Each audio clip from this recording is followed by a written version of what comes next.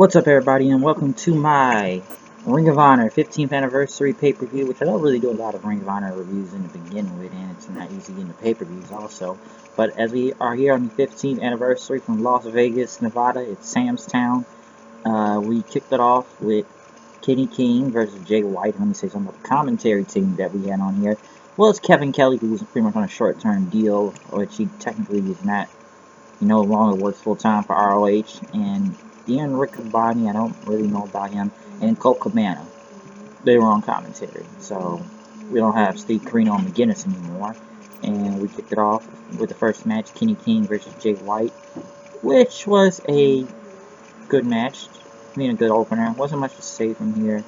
I've seen Jay White a couple times. I know who Kenny King is, even though I don't see what this thing doing with Caprice Coleman and stuff, whatever that group they are in or something. This rebellion thing. So it was a good match. Crowd somewhat got into it. We then had a six-man mayhem match for a shot at the Ring of Honor TV title. Hangman Page versus Frankie Kazarian, very much Bullet Club members right there, versus Chris Sabin, versus Silas Young, versus Cheeseburger, who was probably the most over person in this match, and versus Damian Martinez in that bad whatever gimmick with Kevin Sullivan and BJ Whitmer. And whoever wins gets a Ring of Honor TV title shot, which was pretty much a crazy match and was into it. And Cheeseburger was just super over, but everybody was once again their spots in and stuff. So everyone pretty much got their moves, even though it was like a random match, just to the title shot. It was a really good match. Next was one of my favorite matches of the night, Jay Lethal versus Bobby Fish, which was really killing it out there. Fucking Lethal with that lethal injection after pretty much tried to roll him up and kick him and went for the injection. And even going from a cutter. Dude, that match was just awesome. And I hear Bobby Fish is on a short-term deal too, so I don't know if he's along with them. But, with that, because I know Red Dragon's not here anymore, and, I think we still don't know having Kyle O'Reilly since he never re-signed with Ring of Honor, whatever happened to his contract. Or he was going to Japan or somewhere. But Jay Lethal and Bobby Fish and whoever did win this match would get a shot at the Ring of Honor World Championship later on. Next was the six-man tag title match, which I still get the trios champions from Lucha Underground, was the Kingdom versus Dalton Castle and the Boys, which was a really good match. But TK O'Ryan, which I saw about his injury, really did hurt his leg, and I think may need surgery on it after he did a fucking moonsault from the top, and his leg slammed into the guardrail. Like, it was brutal, like really brutal move. But the Kingdom did still get the win and won, and still pretty much retained the titles.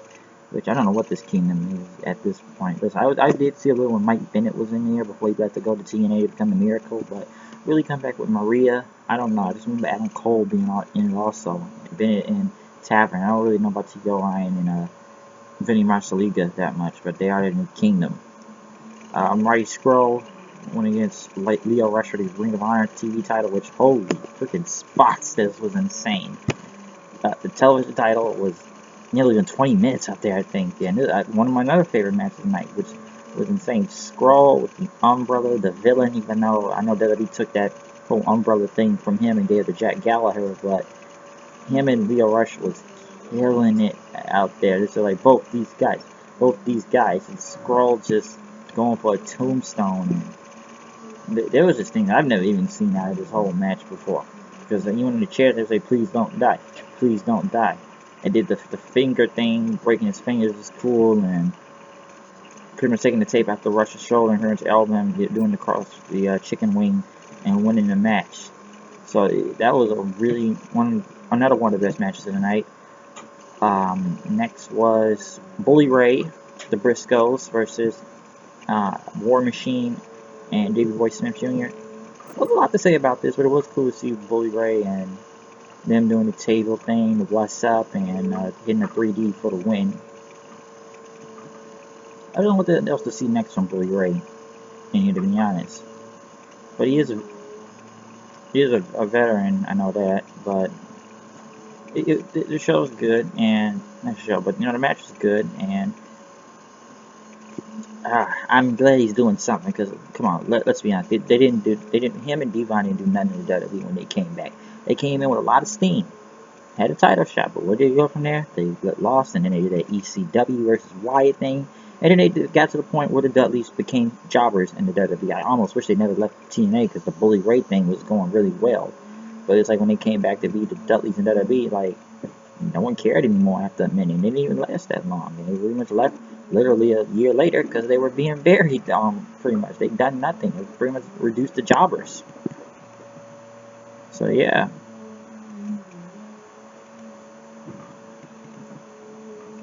So I don't know. It's kind of odd with that. Even War Machine arguing with that David Boy Smith Jr. after that too. Next is one of the next freaking, some say ECW Spot Fest, Hardcore Spot Fest, but a triple threat tag team title match and a Vegas street fight between the Broken Hardys or Hardys or whatever you want to call it.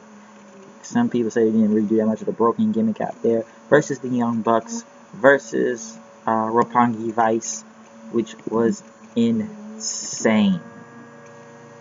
With the Hardys, even though they can't come out and say they'll fade away and classify themselves as obsolete song, but which this was insane from people doing to delete, suck it, delete, suck it, delete, suck it, and it just super kicks and Jesus man, when Rocky Romero would pull out a like what? How can I name this?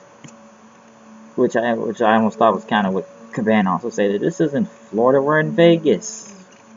After Matt Hardy bit him and stuff, and whatever, like I said, Rocky Romero put out this sleeve with a whole bunch of thumbtacks on it and just kept slamming everybody in the ring, which was insane. Even the Bucks hitting super kicks everywhere,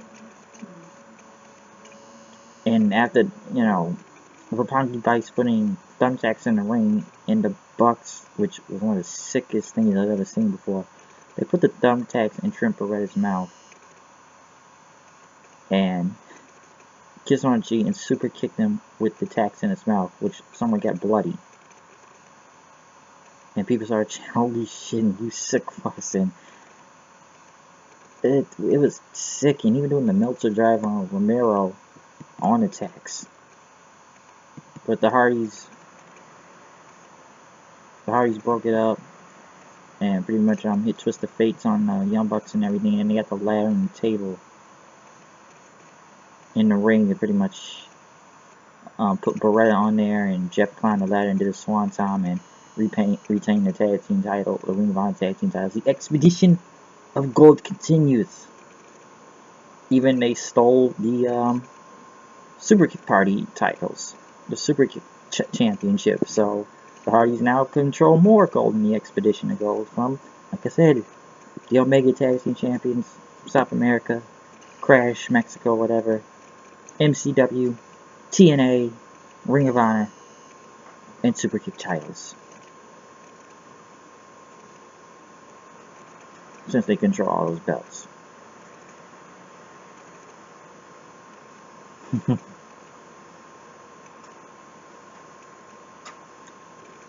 And with control of all those belts, we don't know what next for the Hardys. Hopefully they're still here for the long run for Ring of Honor and don't go back to WWE already. I just wish the TNA thing, I don't know what's going on with the TNA deal right now, especially with the whole rubbing on Twitter thing. I don't know who to believe at this point, but it does make TNA sound petty.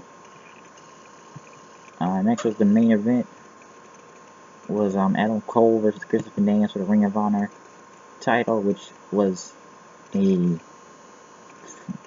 what a way of storytelling right here for this match, especially with Daniels just, you know, saying it took him 24 years in this business, you know, being the Ring of Honor title and 15 years in Ring of Honor to even get it, but it was just a great match, and even the blood all over Daniels after the super kick to his eyebrow, and Cole just agitating him on, saying Adam Cole, baby, and everything, and I was like, Adam Cole, baby, and everything. So he kept doing that, and it was just insane. Even Cole saying like, "You're nothing, old man," and stuff. But when it came down to the stretch, and it pretty much a very great match. Even come on, Christopher Daniels did a Styles Clash. A Styles Clash. That was great. And pretty much after he did a Styles Clash, then in the ref bump happened. Cut.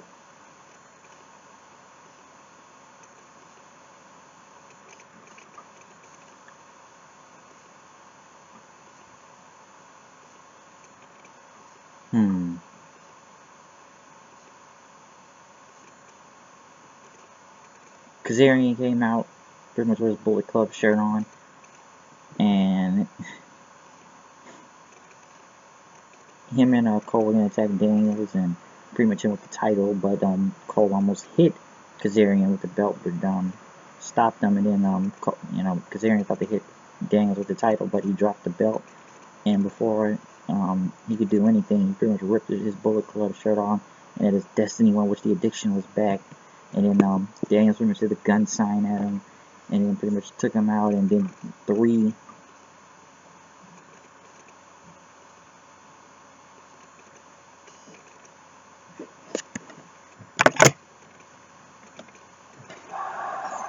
best moonsault.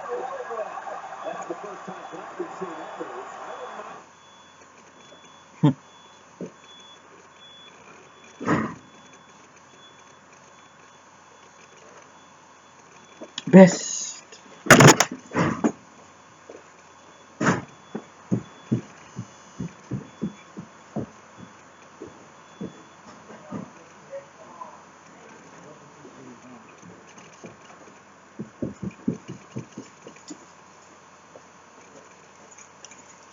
Well, I'm really gonna mess this review up for this one. Best moonsaults ever, pretty much winning the match, which was a really big win for Christopher Daniels, and fans threw streams in the ring, and Ring of Honor came out celebrating, and even gave him the original Ring of Honor title belt after he won, so it was a great way to end off the night. Great show. I think it was worth the money, and I don't usually see a lot of Ring of Honor pay-per-views, but I put an exception for this one, A, because of the Hardys, and how that was going to work out, and how the main event with Daniels versus Cole, and Bullet Club, just of course, and after they haven't shirt on right now, Aiden Cole, baby. So it was a pretty good show. Really enjoyed Ring of Honor. Our reactions are up. You can check those out, and make sure you like, subscribe, and check out the review. Peace.